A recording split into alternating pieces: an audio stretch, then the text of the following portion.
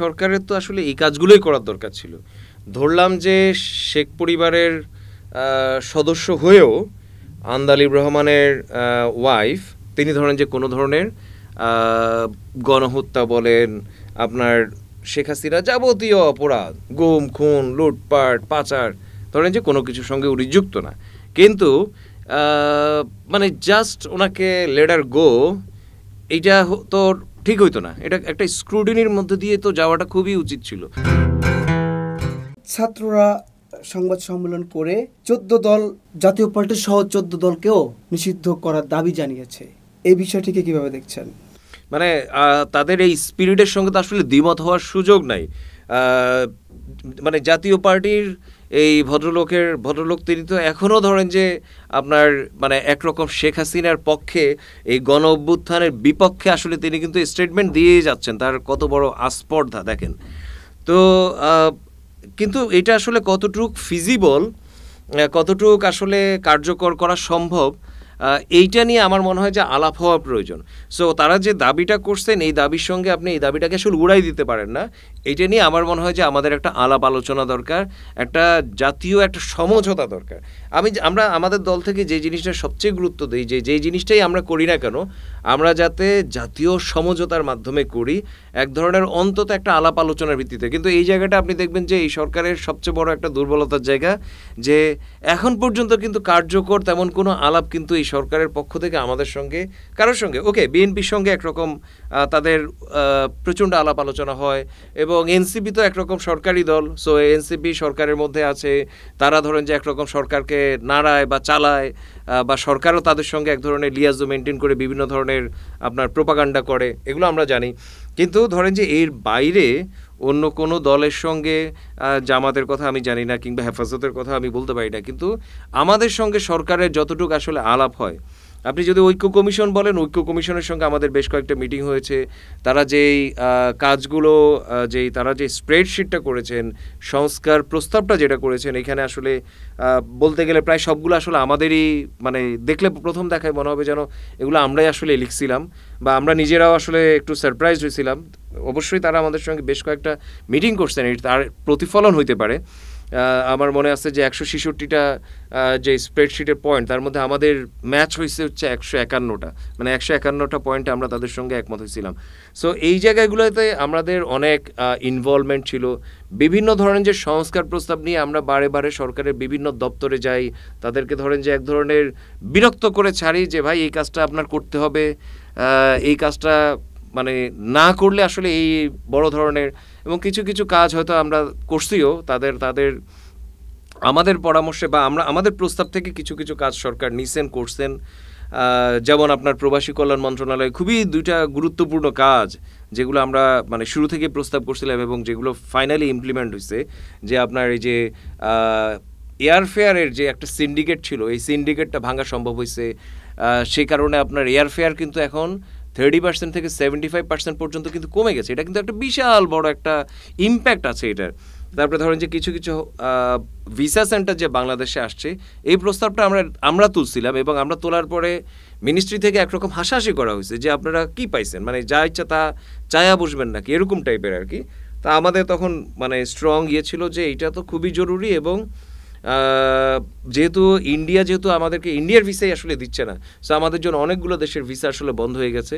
So ইন্ডাস্ট্রির স্বার্থে আমরা এটা নিয়ে খুব মানে ছিলাম, অনড় ছিলাম যে আপনারা ইউনূস সাহেবকে এটা প্রপোজ করেন, স্যার যদি এটা নেন, এটা যদি স্যার পিক করেন, আমাদের বিশ্বাস ছিল কিছু না কিছু হবে। মিনিস্ট্রি সেটাতে প্রথমে একেবারেই বিশ্বাস করে না, কিন্তু পরবর্তীতে তারা ওটা পিক করলেন, ইউনূস সাহেব এটা পিক করলেন, এবং এখানে তো আমরা দেখলাম যে কয়েকটা হাই কমিশন বা ভিসা সেন্টার আসলে আসা শুরু হয়েছে। তো এই ধরনের কিছু কিছু কাজ ধরেন যে আমরা হয়তো একরকম জোর করে সরকারকে দিয়ে বা সরকারের সঙ্গে জোর করে ঝাঁপাই পড়ে ঘাড়ে ধরে ধরেন যে করানোর চেষ্টা করি, কিন্তু সরকারের যে আসলে আমাদের সঙ্গে আলাপ করা উচিত, বা সামগ্রিকভাবে বাংলাদেশের পলিটিক্যাল পার্টিগুলোর, অন্তত ক্রিয়াশীল যে পলিটিক্যাল পার্টিগুলো যারা আসলে ফাংশনাল, যারা আসলে একটা মোবিলাইজেশনের মধ্যে আছে, এইরকম উদ্যোগ তো আমরা মানে হাতে গোনা 3টা মিটিং আমাদেরকে ডাকছিল স্পেসিফিক এজেন্ডায়, যে ধরেন যে 15ই আগস্ট কি পালন করা হবে না, কিংবা এরকম হয়তো একটা প্রশ্ন। এইটাও যদি আসলে সরকার জারি রাখতেন, আমরা তো শুরুতেই বলছিলাম যে আপনারা একটা কমিশন করেন যেটার কাজ হবে যে শুধু শুধু মানে পলিটিক্যাল পার্টিগুলোর সঙ্গে নিয়মিত যোগাযোগ করা এবং তাদের ফিডব্যাক নিয়ে আপনাদের চিন্তাটা শেয়ার করা। কারণ আমরা তো জানি যে আমাদের আসলে সম্মিলিত, আমরা যদি সমন্বিতভাবে যদি না আগাই, আমরা যে কত মানে একটা এটাকে কি বলে মানে পুলসিরাতের মতো একটা জায়গা, একটা রাস্তা আসলে আমরা পার হচ্ছি।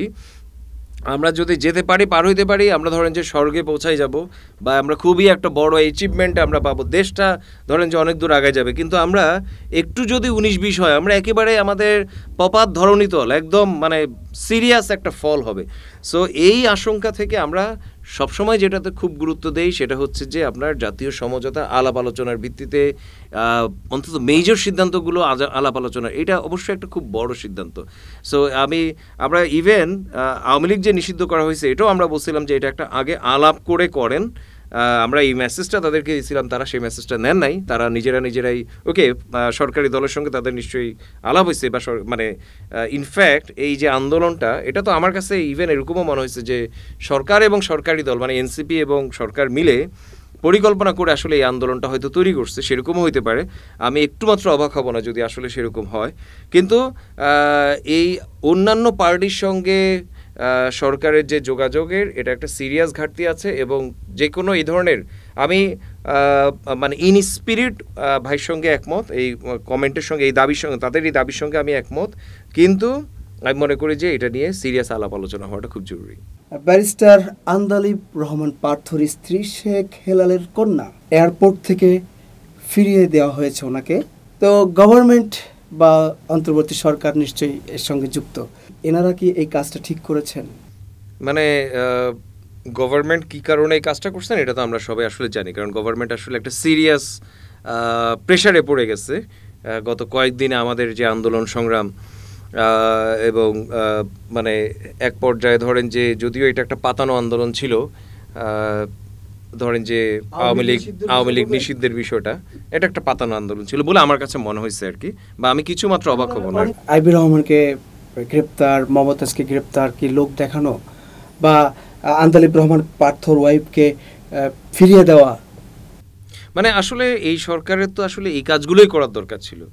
ধরলাম যে শেখ পরিবারের সদস্য হয়েও আন্দালিব রহমানের ওয়াইফ তিনি ধরেন যে কোনো ধরনের গণহত্যা বলেন, আপনার শেখ হাসিনা যাবতীয় অপরাধ, গুম খুন লুটপাট পাচার, ধরেন যে কোনো কিছুর সঙ্গে উনি যুক্ত না, কিন্তু মানে জাস্ট ওনাকে লেটার গো এইটা তো ঠিক হইতো না। এটা একটা স্ক্রুটিনির মধ্যে দিয়ে তো যাওয়াটা খুবই উচিত ছিল।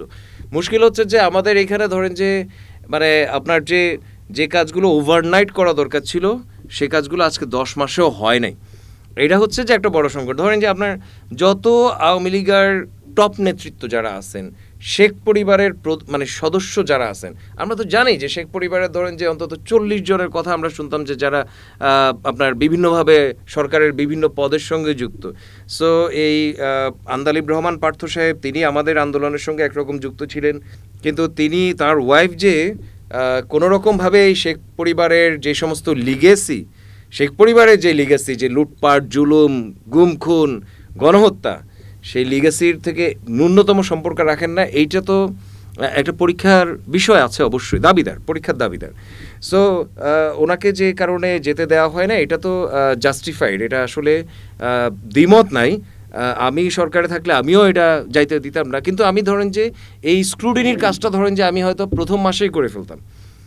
আমাদের হয়তো করা উচিত ছিল যে এই জিনিসগুলো প্রথম মাসে যে টপ কারা কারা আসলে যুক্ত তাদের ধরেন যে এই যে এখনও আমরা শুনি যে অমুকের আপনার ধরেন যে ব্যাংকের অ্যাকাউন্টকে সিজ করা হয়েছে। ভাই কেন? মানে 10 মাস পর্যন্ত সে বসে আছে আপনার মানে ব্যাংক অ্যাকাউন্টে টাকা নিয়ে বসে আছে, সে বহুত আগে সে টাকা, তার মানে কি তার সঙ্গে কম্প্রোমাইজ করছে, তার সঙ্গে একটা আন্ডারস্ট্যান্ডিংয়ে আসছে যে ভাই আমার টাকা পয়সা সরাই ফেলছি, আর ওই ধরো মানে তাদের সঙ্গে বলছে যে ঠিক আছে এখানে 100 কোটি টাকা রাখেন, এখানে 20 কোটি টাকা রাখেন, এইটা মানে আর আমাদেরকে ধরেন যে একটা কিছু হয়তো দিছে। এই হয়তো আমি তো দেখি নাই, কিন্তু আমি ফিল করি আমার মনে হয় যে কেউ আসলে বলবে যে এগুলো কম্প্রোমাইজ না করে এই ধরনের এই এতগুলো লোক যে বিদেশে চলে গেছে বাংলাদেশে তাদেরকে দেখা গেছে যে তাদেরকে গ্রেফতার করা হয়েছে, পত্রিকায় আসছে, পর মুহূর্তে আমরা দেখি যে তারা বেলজিয়ামে, তারা সিঙ্গাপুরে, অমুক তমুক দেশে। এই জিনিসগুলো হইতে পারে না, এগুলোর সঙ্গে অবশ্যই টপ টিয়ার জড়িত। এবং মানে এই যে জায়গাটা আমি খুব জোর দিচ্ছি সেটা হচ্ছে যে অন্তত যাদের নাম শুনলে আমাদের মনে হবে যেন এ তো মানে গণহত্যাকারী, বা এ তো ধরেন যে আওয়ামী লিগেসি, গুম খুন, পাচারকারী, এদের যে যাদেরকে আপনার শুরুতেই যাদের নাম মনে হয়, যাদের নাম শুনলে মনে হয়, তাদেরকে অন্তত ধরেন যে প্রথম 1 মাসের মধ্যেই তাদের বিষয়গুলো আসলে ডিল করে ফেলা দরকার ছিল। এটা 10 মাস পর্যন্ত আসাটা কোনো ক্রমে এটা কোনো কার্যকর কোনো সফলতার গল্প না, কোনো ভালো গল্প না।